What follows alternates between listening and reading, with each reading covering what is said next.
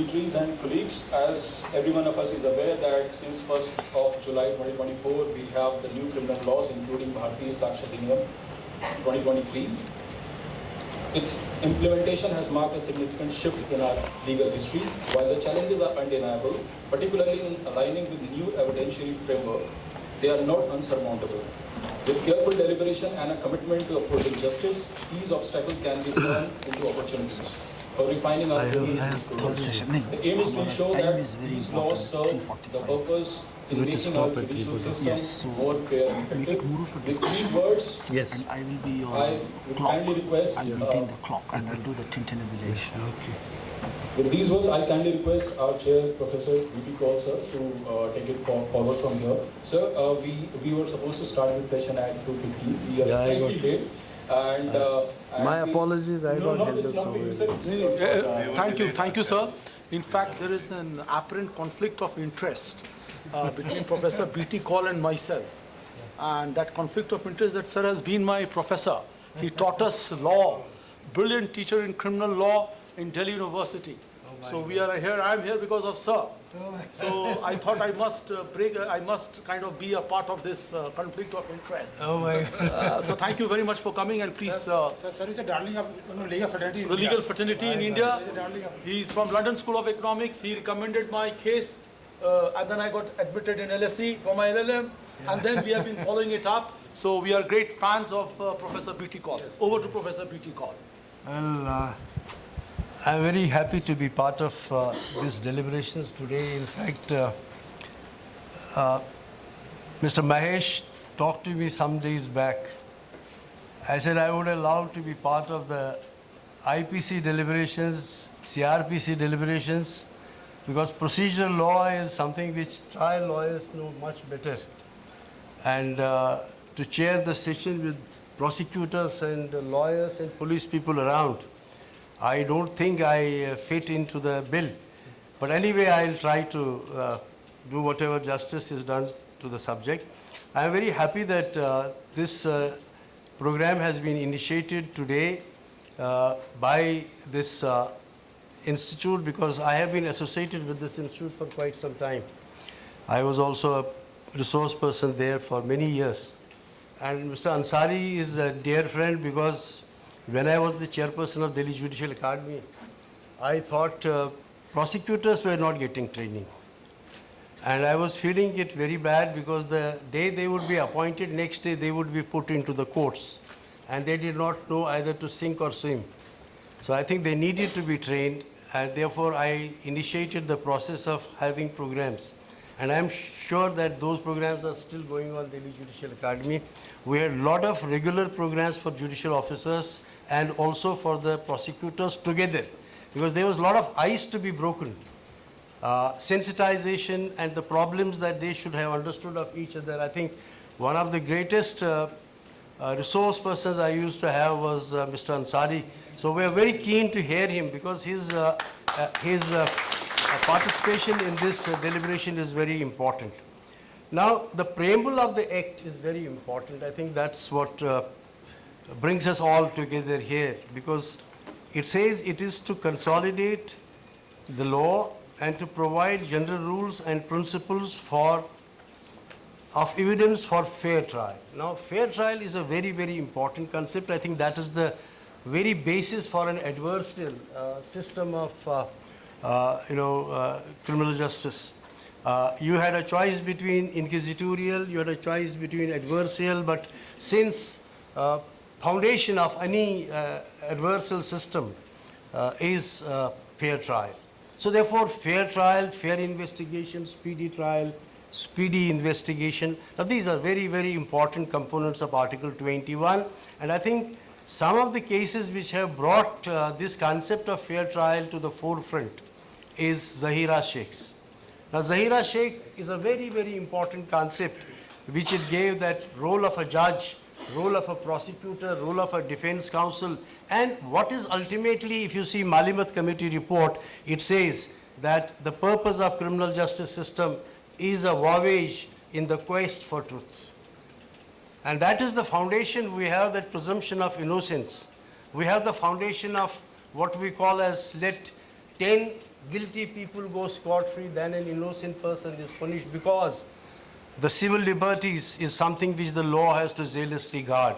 And therefore, how does this criminal justice system now, in the new scheme, get into a better process of ensuring speedy and fair trial? I think that's one of the important aspects that we must look at. So therefore, the cases like, I think, Zahira Sheikh, Ajmal Kasab, Muhammad Hussain, or the landmark judgments, which no officer, no judicial officer, no prosecutor, no defense counsel can miss, because, they are the guiding principles where the Supreme Court has built up their jurisprudence. Now, the fair trial that is talked about, I think some aspects you can find in the provisions itself, because one of the things that you will see is that court martials were not governed by the law of evidence. And you see a lot of litigation coming up relating to court martials these days. One of the most fought and, agitated matters in the tribunals these days. And that's why this act now extends the operation of the Evidence Act to the court-martial proceedings under the Air Force Act, Army Act, and also the Navy Act. And that is, I think, which we should look at. The second aspect that I would look at is in Section 321F, you'll find that there's a little gender justice component you can find, where the illustrations, where there used to be illustrations man, now it is person. So therefore, slowly, gradually, what is the development of law through judicial process is percolating now into the statutes also. So therefore, I think that's one of the other aspects that we should look at, how the legislature is responding to the, this situation. Now we also must see that one important aspect that has been added to the confession area is the coercion. Now 5 plus 1. I think those earlier was duress and other aspects that were talked about in Section 24. Now Section 22 brings in the word coercion also within the confession area. Other area that I would like to refer to is that new act brings in tribunals in Section 35. Now you see the insolvency code now being operated primarily by the NCLT, and it is a right in rem. And those areas which are right in rem, like matrimonial issues, insolvency, those are some of the areas where you find that extension of the principles of the Evidence Act now getting, and the judgments of the tribunals also are relevant for the purposes of understanding the law and its application by all of us and its binding nature on all of us. Now, expert evidence, there are many areas which have gained momentum and have become relevant and have to be every day examined in the courts. I think is the area of expert evidence, which used to be Section 45.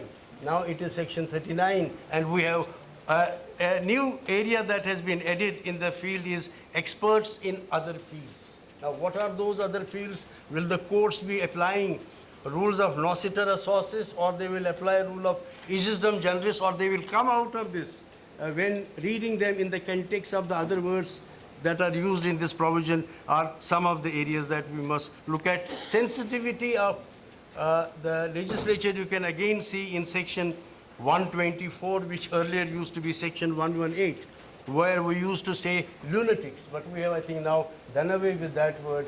We have, in fact, come out with mental illness, unsoundness of mind, and other aspects that are.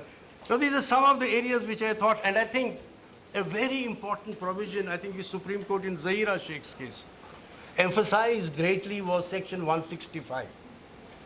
The Supreme Court in Zahira Sheikh's case brought in some aspects of the inquisitorial system in the adversarial system, and that I think both the systems have to enrich themselves by the experiences of the other. And I think 165 is one of those where the judge's role is not merely as a mute spectator, but has to be a participant in a trial. Participant not to favor either side, but participant to arrive at the truth. And a very important change, small change, which I think many of you may not be able to appreciate at the very outset, is the word used in that section is that judge considers necessary in place of he pleases. Now, it's a very, very important change, I think, which all of us must notice, because pleases is something which leaves a lot of arbitrariness, and therefore it has to be something which is very, very important. I thought these are some of the, I think I am surrounded by so many experts here, so many people who are knowing the subject very well, but I just want to go to the repeal part of it. Just one thought which I think you should be able to appreciate. When you go to 170, which talks about the repeal and saving clauses, I just want to take one illustration, and I would like to have the response from all the speakers today. How should we deal with this problem? Now the problem is like this. A is convicted of a serious offense on 8/7/2024, when the new act has already come into force. And on the basis of the testimony of the accomplice, which is not corroborated, but the trial court, in the light of the judgments in the Supreme Court, that such conviction is possible,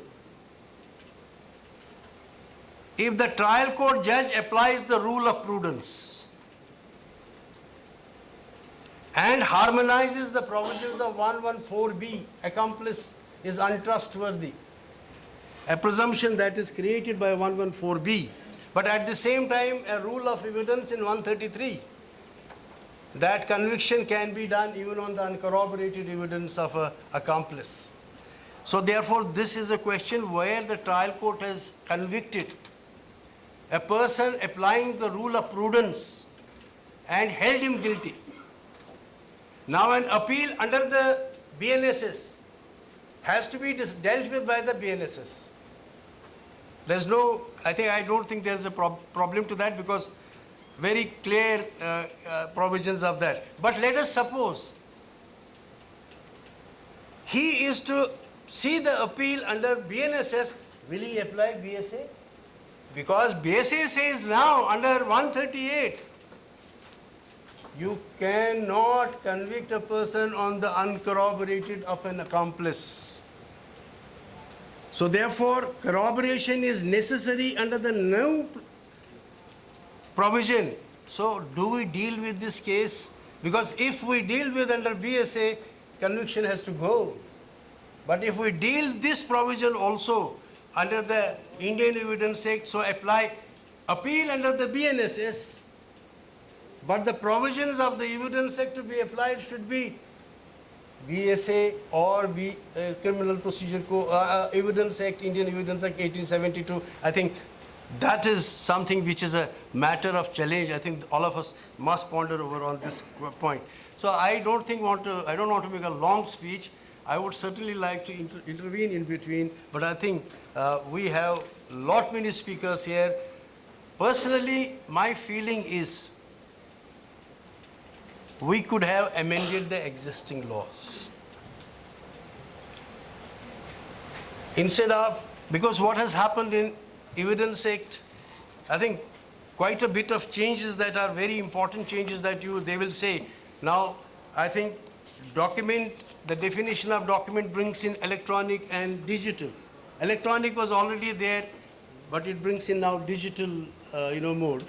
Now we have some experts explain to us the difference between electronic and digital. I think that's the area which again should be an important area for discussions. Third, document and secondary, primary evidence. Now these new changes that have come into the law, I think these need lot of deliberation today. I don't want to make a full speech of this whole act, but I think this act is 96% old law. Some changes here and there. I think the only legislation which has little changes is the Indian Evidence Act, but changes are very important which have taken place. You know, like suppose in a joint trial cases where there is a joint trial of the same offence, evidence of an accomplice or evidence of a co-accused can be used against the other accused as it can be used against him, confession. Now if you look at the definition that has undergone the change, now it is said in the explanation 2 to that provision that absconder or a proclaimed offender, if he is not attending the court, he shall be deemed to be undergoing joint trial and that evidence can be used against him also, a big challenge. I do not know when this provision will be challenged constitutionally, but I think the very, very difficult implications that are going to flow out of it. I think there are many issues, but I would certainly like at the end pay great tribute to those who framed the Indian Penal Code, who framed the Indian Evidence Act, and today the deliberations that we are having is recognition posthumously of the great work done by them, and we have not been able to change their language. We have not been able to change their codes. Now that is the concluding part that I would like to say. I would certainly like to hear my co-panelists here today. I think we start with, should we go in the same manner? Yes, same. I think we'll go with Mr. Asif Ahmed Ali, IPS Joint Director, Delhi Police Academy, Delhi Police. One of my great students was the director of that institute, I think, Rishi Paul, Mr. Rishi Paul. Yes. He was a wonderful police officer, a wonderful friend, and a very wonderful student who never missed his classes. Thank you very much, sir, Professor B.T. Kaul. I believe I'm slightly disadvantaged because of the fact that inadvertently my entire presentation has been encapsulated by respected professor. That makes things a bit easy for us as we go down the subject matter. Well, as a student of law and as a practitioner of law, I would be just coming to the basic features which I have been able to learn. So it's just a kind of sharing that I could decipher from reading the basic contents. I have delineated 5 main basic features of this adhiniyam where it tries to make new inroads. It makes criminal justice system more technology enabled and fair and efficient because of the evolution that the society has undergone. And as you know, law is also impacted by the social and political and economic changes overall in the ecosystem. It addresses new challenges of the criminal front where new age crimes, especially related to cyber and transnational implications, have been taken into record by formal recognition of such digital records and evidence. It definitely gives a new push to the primary and secondary evidence scope that we will be seeing later. There is a bit of changes in the relevancy of fact domain where there is a qualitative change in cases of opinion of an expert and the ambit of the judicial notice, and also the bearing upon confession in certain categories and the joint trials advantages or disadvantages for an accused in a particular position.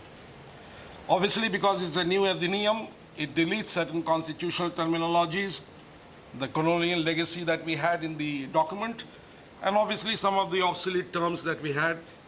Interestingly, I was just, it's a learning for me, sir, all vakil, barrister are now clubbed together in one entity, advocate. All one. Yes. So, I mean, there's a reorganization. This is an overview, 170 sections in 12 chapters earlier, instead of 167 earlier and 11 chapters. We have added 2 new sections. The predominant change is electronic or digital record in section 61. repeal and savings, which sir was mentioning about in section 170, and minor modifications and additions of phrases in 99 sections. Now the first, obviously, as I mentioned in my first slide, that it's tried to get in sync with the technological advances. Now the statements which were orally submitted before the court of law, now we have statements given electronically, that is considered as good as the other one. It therefore gives the same legitimacy, the legal legitimacy and the validity to the same. It incorporates electronic and digital records within the category of documentary evidence. Vis-a-vis the physical nature of a document, we have the contemporary virtual existence of these documents. So therefore it gives formal recognition in section 2E, and obviously it gives applicability in today's digital age. Further, any information expressed, described or recorded electronically, such as through computers, smartphones, other digital devices, and there is a plethora of such devices, and we are soon going to come with all recent advantages as we move on. All these will now be relevant for us in the criminal administration, and therefore they would be taking cognizance, and their electronic recordings will become a relevant piece of evidence. At the same time, we have audio recordings, video recordings, and any other method of capturing information. Now, this is a dynamically evolving field in terms of the space in which the crime is happening. So therefore, the fact of the matter remains that the criminal justice system had to adapt itself appropriately, and probably this instrument is very relevant here. Next. Now, if you see, there is an expansion of the scope, if I may say so, because I'm not a legal expert, neither I have the experience, but to some extent I feel that there is an expansion of the scope because the digital records, as they are admissible primary evidences, they can be either created or stored in files. They can be produced under proper custody by someone who is there before the court of law. There is a video recording which are being simultaneously aired, transmitted, and these all can, under these explanations or under section 57, they'll now become part of primary evidence.